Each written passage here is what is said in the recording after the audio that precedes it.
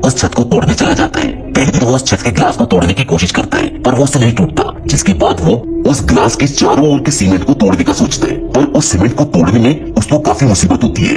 अब काम करते हुए उसे फिर से भूख लगती है। नीमो रसोई में रखा कच्चा पास्ता ही पानी में मिलाकर खाने लगता है। वो टीवी के सामने बैठकर अब बाहर आते जाते हुए लोगों को देख रहा था। वहीं घर का टेम्परेचर भी अब धीरे धीरे और भी कम होने लगा है। जहाँ पहले यहाँ आग बरस रही थी वहीं अब कुछ देर बाद बर्फ बरसने वाली है। नीमो भी उस चीज को महसूस कर लेता है। वो घर में लगे उस सिक्योरिटी डिवाइस को जाकर छेड़ता है कि शायद ये ठीक हो जाए, पर नीमो को उस डिवाइस में कुछ भी समझ नहीं आता, इसलिए अब उसको यहाँ से जल्दी बाहर निकलना होगा वरना वो यहाँ जम जाएगा। तभी वो फिर से उस छत के सीमेंट को तोड़ने के लिए ऊपर चढ़ जाता है और थोड़ी मेहनत के बाद वो उस ग्लास के चारों तरफ लगे उस सीमेंट को तोड़ ही देता है। पर तभी वो देखता है कि उसके अंदर तो स्टील की बहुत मोटी परत है जो काफी सारे स्क्रू से कसी हुई है। उसके अंदर कुछ स्क्रू लगे हुए हैं, यानी ये परत किसी भी चीज से नहीं टूटेगी। अब नीमो के पास उसके स्क्रू को खोलने के लिए कुछ भी नहीं होता है, जिसकी वजह से वो बहुत ज्यादा निराश हो जाता है और मन ही मन में ये सोच लेता है कि शायद अब उसकी मौत इसी घर में पक्की है। नीमो ये सोचकर धीरे धीरे थोड़ा सा पागल होने लगता है। तभी वो उस घर के बाहर बैठे हुए एक कबूतर को देखता है जो बिल्कुल नीमो की तरह ही अपनी जिंदगी में फंसा हुआ था, क्योंकि उस कबूतर के पंखों और पैर पर चोट लगी हुई थी, जिसकी वजह से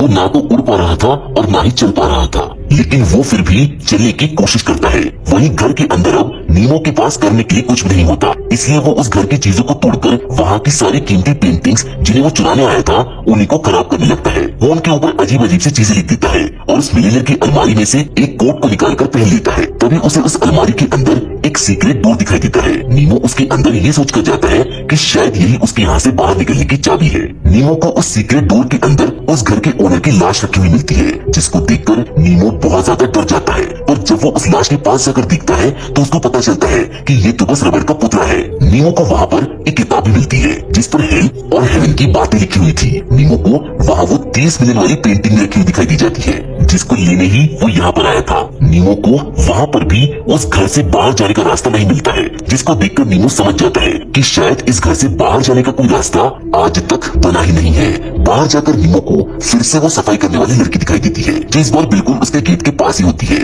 नीमो फौरन गेट के पास जाकर जोर जोर से चिल्लाने लगता है, पर वो लड़की उसकी आवाज सुन नहीं पाती और वहाँ से चली जाती है। तभी उस घर का टेम्परेचर अब और भी ज्यादा कम हो जाता है। नीमो की हालत खराब होने लगती है और वो फिर से उस कबूतर को देखता है जो पैर और पंख पर चोट लगे होने के बाद भी चलने और उड़ने की पूरी कोशिश कर रहा था, और ऐसे ही कोशिश करते करते वो कबूतर मर जाता है। नीमो उस कबूतर को देखकर मोटिवेट होकर फिर से उस छत को तोड़ने के लिए ऊपर चढ़ जाता है। नीमो सोचता है कि अगर मुझको मरना है तो क्यों ना कोशिश करके मरूं। वो ऊपर जाकर उन स्क्रूज का साइज देखता है और नीचे आकर उन्हें खोलने के लिए एक लकड़ी से स्क्रू ड्राइवर बनाने लगता है। शुरुआत में तो उस लकड़ी से स्क्रू नहीं खुलते, पर नीमो एक बार फिर ट्राई करता है और लास्ट में वो उस लकड़ी के स्क्रू ड्राइवर से उन स्क्रूज को खोल ही देता है। पर उन स्क्रू को खोलने में काफी एनर्जी लग रही थी, जो कि इस टाइम नीमो के अंदर बिल्कुल भी नहीं बची थी। नीमो छत के स्क्रू को खोलकर नीचे आ जाता है और नीचे आकर दीवारों के ऊपर गोल गोल रिंग्स बनाने लगता है, जिससे हमको ये पता चलता है कि नीमो की दिमागी हालत और भी ज्यादा खराब होती जा रही है, क्योंकि नीमो ने काफी दिन से खाना नहीं खाया। वो बस पानी पीकर ही अपना पेट भर रहा है। तभी उसको फिश टैंक में कुछ मछलियाँ दिखाई देती है। नीमो उनमें से एक मछली को निकालकर कच्चा ही खा जाता है, जिससे उसको थोड़ी सी राहत मिलती है। नीमो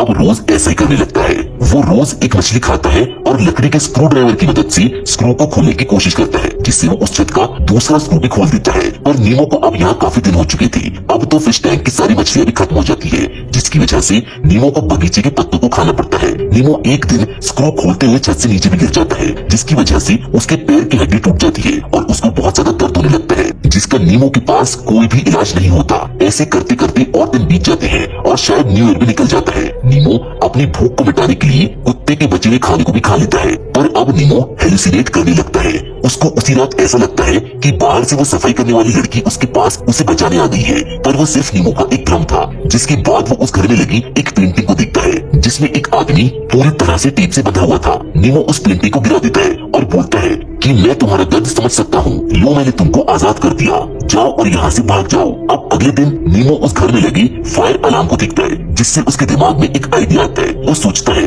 कि अगर मैं इन अलार्म्स को बजा दूं तो शायद बाहर से कोई इनको सुन ले और मुझे बचाने आ जाए। नीमो ऐसा ही करता है। वो एक लेंस को लेकर धूप की मदद से कुछ पेपर्स में आग लगाकर उन फायर अलार्म्स के पास ले जाता है, जिससे वो फायर अलार्म्स एक्टिवेट हो जाते हैं और पूरे घर में पानी की बारिश होने लगती है। लेकिन बाहर उन अलार्म्स को कोई भी नहीं सुनता। वही घर के अंदर उनकी वजह से हर जगह पानी भरने लगता है। नीमो इस चीज से और भी ज्यादा निराश हो जाता है। वो सोचता है कि ये कोई घर नहीं है, ये तो एक जेल है जिसे मुजरिमों के लिए बनाया गया है। जिसके बाद हमें 1 या 2 महीने बाद का सीन दिखाया जाता है जहाँ नीमो बहुत ज्यादा कमजोर हो चुका था। वो किसी कंकाल से कम नहीं दिख रहा, पर उसने जैसे तैसे करके अब छत के सारे स्क्रू खोलकर उस शीशे को हटा दिया था। वो इस घर से बाहर जाने के लिए बिल्कुल तैयार था, पर जाने से पहले नीमो इस घर की दीवार पर कुछ बातें लिखता है, जिसमें वो इस घर के मालिक से माफी मांगते हुए कहता है कि मैंने आपके इस पूरे घर को तोड़ दिया, जिसके लिए आप मुझे माफ कर दें, क्योंकि मेरे पास इसके अलावा कोई और रास्ता नहीं था। पर मैंने आपके लिए अपनी 3 पेंटिंग्स यहीं पर छोड़ दी है, जिन्हें मैंने यहाँ पर कैद रहकर बनाया है, क्योंकि लास्ट में सिर्फ कलाई जिंदा रहती है। और जाने से पहले